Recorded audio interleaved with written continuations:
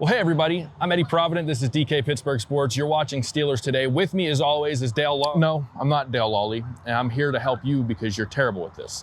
This show is brought to you by BetQL, the only app that you're gonna need to get a jump on your sports book and get the advantage that you want for your betting. But what is going on right now? They scan over 350,000 unique bets per year to give you a best bet advantage over all of your bets for all major sports. Hey, and you know what else it does? It covers everything. Baseball, football, hockey, every single sport, every single bet that you can think of. You don't need your phone for this one. Their algorithms look at everything, historical data, weather, matchups, performance, anything that you can think of, their algorithms cover it. Go to try.betql.co/DKPS to get started now. Or if you just download the BetQL app, you make your life easier. Use the discount code DKPS at checkout.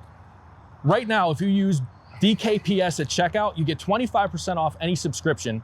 And if you use the BetMGM offer, you get $200 towards any wager, whether it wins or loses. BetQL's algorithm went 13-2 on 5-star bets in week 1 of the NFL season between Thursday and Sunday. So make sure that you take advantage of BetQL now. All the information is in the description below. Check out the link try.betql.co/DKPS.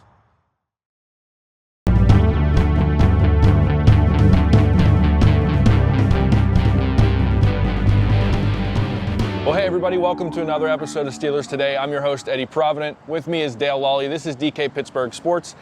Dale, we got to hear from Ben Roethlisberger today, and we got to see some hurt guys practice.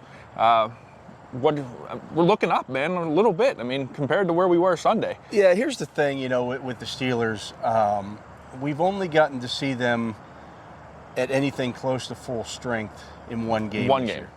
And they look good. Oh, hey, they won that game. Yeah. You lose T.J. Watt in the first, early in the second quarter against the Raiders. You lost Tyson Alualu in the first quarter of that game. Really kind of hamstrung the defense from there on out. And we haven't gotten to see that. The style that they're built to play right now is to play, shut down defense and allow the offense time to get its footing and maybe just do enough to win games. It's a thin margin of error, and when that defense isn't running at full strength, well, you get the results. You get the results that you've had the last 2 weeks. So I'm interested to see what it looks like in Green Bay. I'm not going to say, well, they're going to go up to Green Bay and win because they beat Buffalo, but if you look at it, if you take the AFC North as a whole, who has the most impressive win right now? Steelers against Buffalo. Steelers in Buffalo in Week 1. Has to you be. could say, well, the Ravens beat Kansas City. They did it at home, and it was a lot closer of a game. Yeah. And so, this team, I know people are tossing out, they're terrible, they're this or that. I get it. The last 2 games have been awful. Yeah. But I want to see what they look like in Green Bay with the full complement of players. Obviously, minus Tyson Alualu. That's a big loss, but it's not a game changer necessarily. I want to see what it looks like up there. If it looks closer to what happened in Buffalo, where they play the Packers, even if they lose the game, and play the Packers tight. Say, okay, there's some signs here that this can work. This can continue to work. If they go up there and get blown out, that's a different story. Right. And here's my thing with it. If this was week 8 and the Steelers were 5-2, right, and we had these 2 bad losses back to back, I don't think everything would be as gloom and doom as it is right now because of the record and the timing of this bad stretch. Yeah, I think we talked about this yesterday. You look at the difference between the Steelers and the Ravens right now. The Ravens are 2 plays away from being 0-3. You look at the Vikings, who are 1-2. They're 2 plays away from being 3-0. They missed a couple of field goals at the end of the game. So it's a thin margin of error for most NFL teams. Nobody's blowing anybody out. The Chiefs. The Chiefs are everybody's.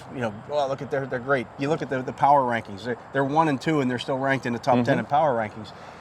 Their margin of victory last year, I think they won 8 or 9 games by less than a touchdoan. Nobody blows anybody out in the NFL. It's just not the way the game's set up. And I'm not going to be disingenuous because I was on my podcast that's going to drop today, and I kind of went off on how bad the offensive line played and how bad the offense looked. I mean, there was no creativity. We talked, or you and Dale, or DK talked about it on Sunday that, I think you said it lacked imagination. And yeah, so it's not that we're not being critical on the football team. It's not that we're not saying, yeah, they need to be better, they need to play better. All I think we're saying is pump the brakes on the 1 and 16, 4 and 13, and bench the quarterback, and because it's not going to happen. They're 3 or 4 injuries away from being at full steam against against a Bengals team that, I mean, yeah, they beat the Steelers, but I didn't see anything from the Bengals that really was like, oh man, they're the much better football team. They went 3 and out on their last 4 possessions. So, again, it's as Ben Roethlisberger said today, it's a play here, a play there. You hear that a lot from teams when they lose, but it's true.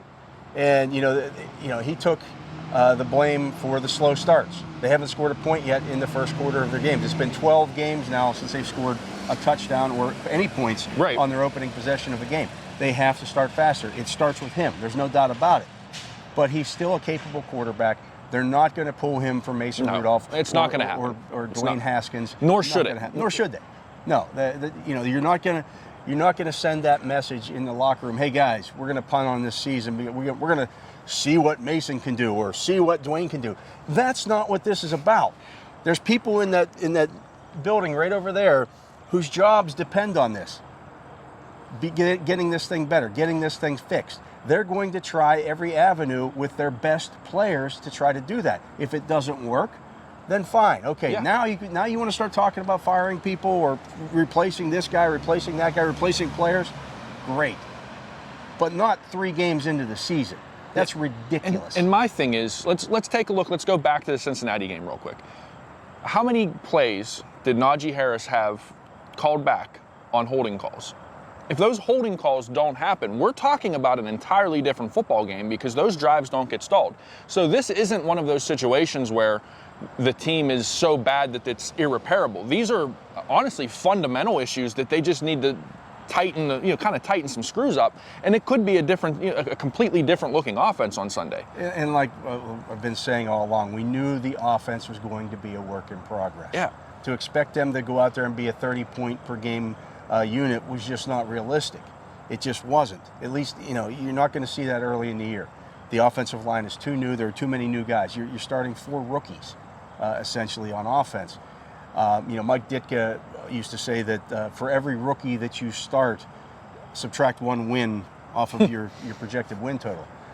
So we'll see where it goes. At some point, these guys, these rookies, and I'm not even putting the blame on that. Again, it does start with the quarterback. I'm not saying Roethlisberger is without fault. He needs to play better. He needs to start faster. I asked him today about this scripting of plays, and he still has involvement in that. They need to script things a little differently or a little better.